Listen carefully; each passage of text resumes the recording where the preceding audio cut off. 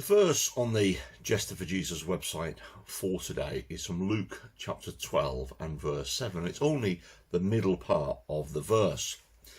Jesus speaking, and he says this: "The very hairs of your head are all numbered." I do have to chuckle at this verse when I read it because, as you can see, I am actually rather challenged myself with the number of hairs on my head. But the fact that each hair on my head is currently numbered, and the fact that every hair that has been on my head was numbered, just shows just how much God knows about me. But this is a call for us not to be afraid. God knows all about us, and the verses reference the fact that he knows all about us, even the number of hairs on our head, and indeed the number of hairs on our bodies. I've got quite a hairy set of arms, for example, and hairy legs, and you don't need to know any more.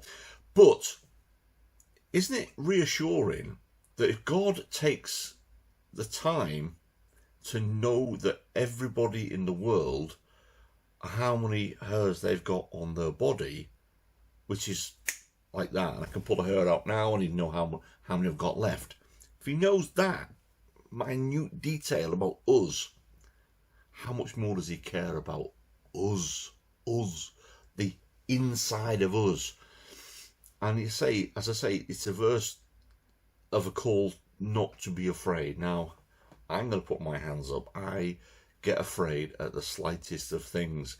Things really scare me at times, and I get quite afraid. I get quite anxious, and I do sometimes have panic attacks because I get so afraid. I'm bearing my soul here to say that. But I should really remember this verse. I should really, as I'm going like this in my head, remember that actually I'm touching a bald head, and that fact that God knows how many hairs are left on my head. And when I do that and rub it when I'm afraid or frightened of something, I'm rubbing a bit more off.